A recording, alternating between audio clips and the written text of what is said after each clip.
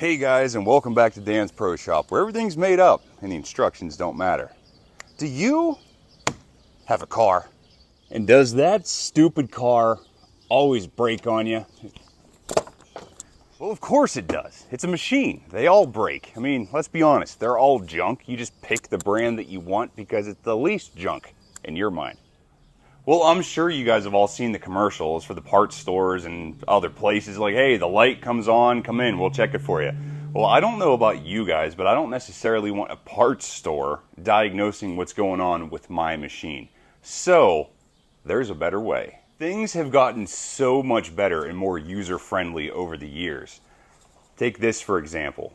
This is the Innova 6100P. This is a code reader / scanner that is super user-friendly and really diverse. So you, the owner, can more accurately diagnose what's going on with your car. So you're not going to some run-of-the-mill parts store or blowing a bunch of money at a mechanic unnecessarily. I mean, don't get me wrong, there are times where you need to see a pro, but more often than not, whenever your check engine light comes on, it's something silly. It might be even as silly as a loose gas cap. These new cars are basically spaceships. And in order to accurately diagnose what's going on with them, you need to be able to speak to that car so it can tell you and at least get you on that right path to finding the correct repair. So let's dive into this just a little bit so you guys can see how you can help yourself and try to fix your own car.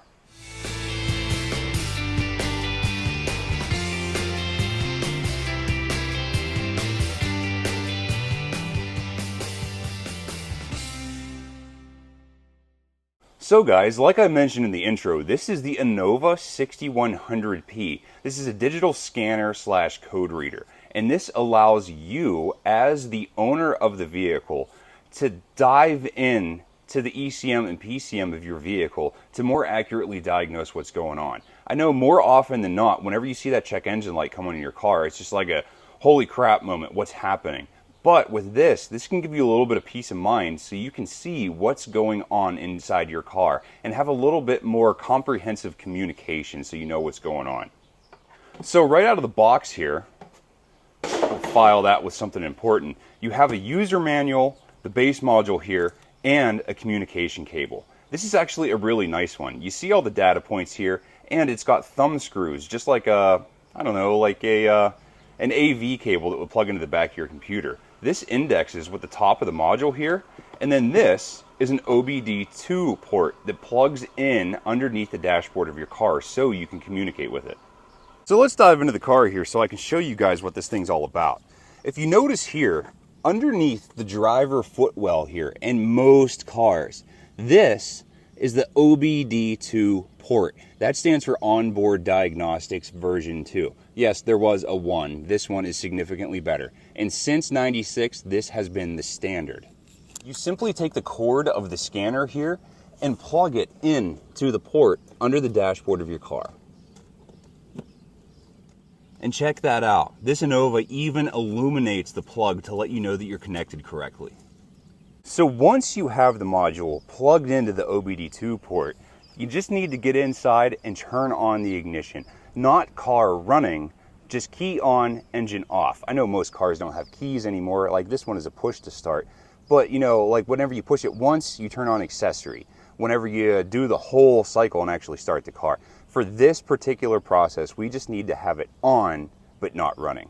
So we'll climb inside here and hit the button just to turn on the accessory. So like your dashboard and everything will come on.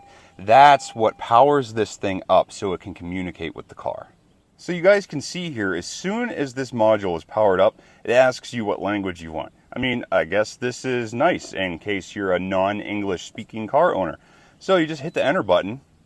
You pick which unit of measurement you want this stuff to be in. So like a lot of different sensors give you a lot of different units and different ways to measure things. So depending upon where you are, what kind of car you have, and what kind of measurements you expect to receive, you just tell it what you want to read. And the next menu here will even prompt you to get the mobile app so you have more accessibility to this thing. But for the sake of argument for this video, we're just going over this module and telling you what this can do for you. you see here that it's connecting to the car. So it gives you a progress bar and lets you know if and when it's connected to the car. Now, once this thing fully loads up and you get to the main menu here, if you have an MIL on the dashboard, meaning malfunction indicator lamp, it will come up right here and tell you what's going on with it. Right now, I don't have anything wrong with the vehicle, but if I did, it would pop up on here. Now, to get to the main menu of this module here, simply hit the button that says menu. And then this brings you up to all the different things that this thing can do. So you can perform some select system tests. I mean, don't get me wrong, this isn't like a factory dealership scanner. There are limitations to this. But as far for a home user, there are a lot of stuff in here that you can have access to. So you can access your vehicle information, so it'll read out your VIN, year, make, model, all that kind of stuff. DLC locator, data link connector location. So for your different cars, this will tell you where different things are. Battery and alternator test. This is absolutely freaking awesome. Obviously, this isn't going to be as accurate as really like putting a load test on your battery or physically measuring the alternator with a multimeter. But this will tell you what the car is seeing, and then the computer in the car will relay that information to this module and give you a readout. So that is really nice. If you think you might have a battery or a charging issue, this thing will tell you what the car is seeing and help you diagnose that properly. Drive cycle procedures. Now, there is something known as a drive cycle in cars. Every time you turn the key on and off, that's called a key cycle. And every time your car is in motion for X amount of time, that's considered a drive cycle. And that's how a lot of these emission monitors are taken care of. So you have to go through so many drive cycles to reset certain sensors. And if you have an emissions issue, this could really help you diagnose what's going on with that. Service reset. So I'm sure that you guys are familiar. Whenever your car needs an oil change or something, like you have service life intervals. This will allow you to reset that service light on your dashboard if and when you don't have the ability to manually. And then we get in the bottom part of the settings here, and it just gets you different settings for this module and how everything is, like brightness and keys and all that. So let's go into system tests and see what this thing has available.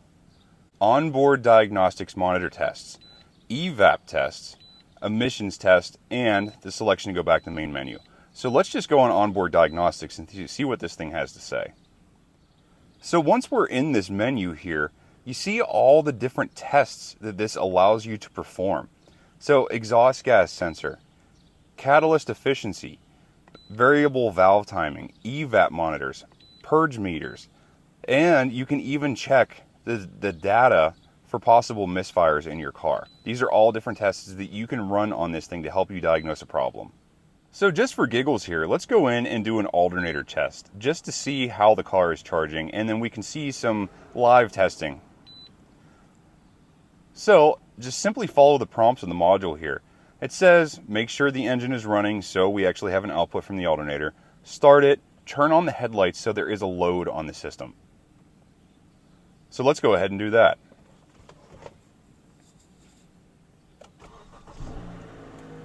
All right, we got the car running. Let's turn the headlights on. We have an indicator on the dashboard letting us know that the headlights are on. Press enter to continue. Increase RPMs to 2,000 and hold it there until it reaches 0. There we go, it's roughly 2,000. So you see there how the counter is starting to go down? The module here realizes that the car is at 2,000 RPM and it began its measurement test. And I really like that it gives you an RPM readout and voltage right here on the screen so you know what's going on.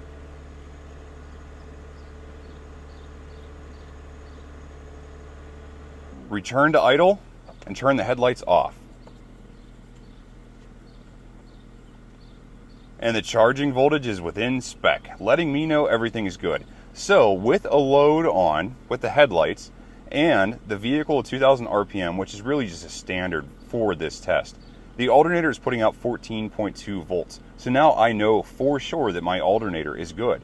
So in the event that I had a battery light on or something on the dashboard, I can perform this test and let me know for sure the alternator is working. Because with these newer cars, alternators are expensive and sometimes extremely difficult to get to. So accurately diagnosing whether you need an alternator or not is huge. And this is awesome. This thing lets me know for sure that my alternator is good. Now you see here on the buttons, there's all kinds of different stuff you can do. Obviously these ones in the center here are just for navigation. But if you do have a data trouble code, this is the button that you would hit to get to that. And if you would choose to erase that code, this is how you would do so. But there's one last thing that I really want to check on this thing here. And you see live data. This is absolutely invaluable. This tells you in real time what the engine control module is seeing inside of your car. And it's kind of like a live health report of everything that's happening inside of your car right now. So let's click into that and see what this thing is telling me about the car right now. So there are so many options here. Engine coolant temperature in Fahrenheit. And like I said in the beginning, you can change the unit. So if you want to get this in Celsius, centigrade, that would change this unit from Fahrenheit to Celsius. So whatever you're doing, wherever you are, you can get the accurate reading for what you want.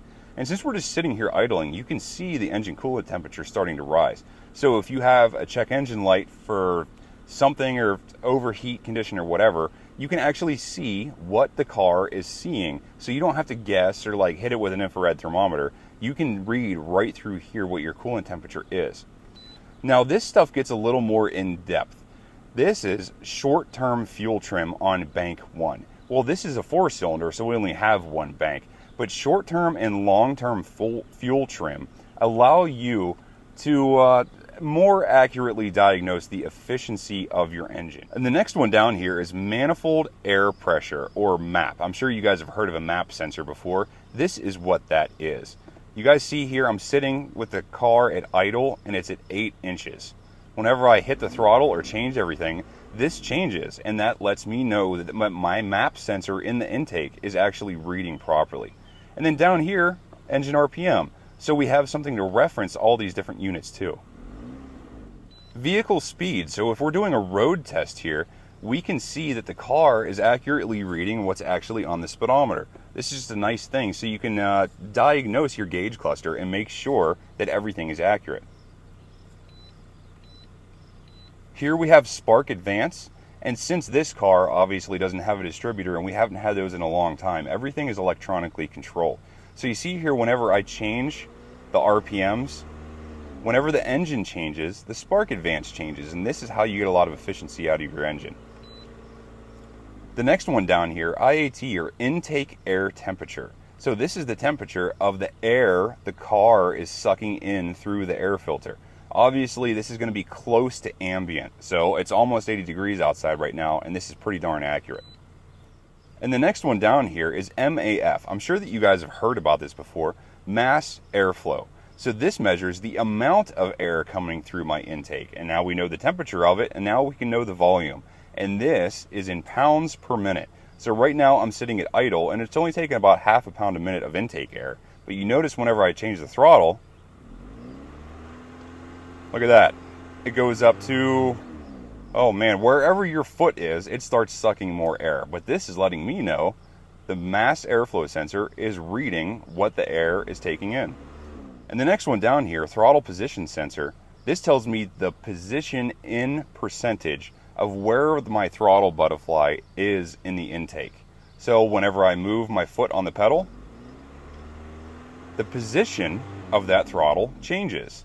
So now I know that sensor is working correctly.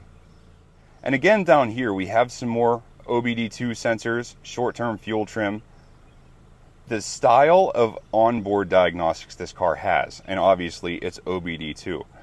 Runtime since this test has been open, 400 and some odd seconds. I'm not sure why you would need to know that, but hey, I guess you can measure how long you've been testing for. And if this was a road test, this would tell you how many miles you've gone on that test. And here it even tells you my fuel level. So I'm almost full at around 90%. And you see there on the fuel gauge, it's not 100%, but it's right there. So this is telling me that that's pretty darn accurate. Here we have cat temperature. This tells me the temperature of my catalytic converter. That is super cool. So it's taking a reading from the O2 sensor and delivering me a value in Fahrenheit. Down here, engine control unit, volts. So my ECU is providing 14.5 volts, and that's what we read at the alternator test. And I hate to keep rambling on here, guys. There is so many different options for this thing, but you can really get a good sense of the health of your engine by going through this live data. Well, guys, I don't want to ramble on all day and go through absolutely everything and every menu in here. I mean, there is so much stuff this can do. We could sit out there for an hour and go through every little thing, every test, every reading, yada, yada, yada. But for the price point and the easeability of this thing, I think this is an absolute must-have. If you care anywhere about your vehicles like I do, just having something as simple as this, heck, you can throw it in the glove box, throw it in the trunk, forget about it. But if that light comes on or if your car starts acting up, you can have a little insider peek about what's going on. The car can help you fix itself. So this is just super cool. And it's just long gone are the days of points and distributors and carburetors and when you could really tune an engine with a screwdriver and just the sound and the feel of it. So you need to have stuff like this to communicate with the engine and the PCU and the ECU and the ECM, and there's just so much stuff going on in these newer vehicles that you have absolutely no idea or access to unless you have something like this. I don't know about you guys, but I have used a lot of smaller and less expensive like code readers, but this thing is a code reader and scanner. So this gives you all that cool stuff like that live data. So guys, the moral of the story here is knowledge is power. And when it comes to fixing these newer cars, this kind of information is absolutely key. Even if you aren't a mechanic, you don't have to be a pro to use stuff like this. I mean, just having access to all this information, having it at your fingertips is freaking awesome. You might even be able to save yourself a little bit of time, money, and frustration, just having the ability to see this information if and when you need to. So if you guys are interested in picking one of these things up for yourself and having all this stuff at your disposal whenever you want, check out the link in the description to get one of these. So remember guys, keep your hands dirty and your nose clean. And we will see you next time.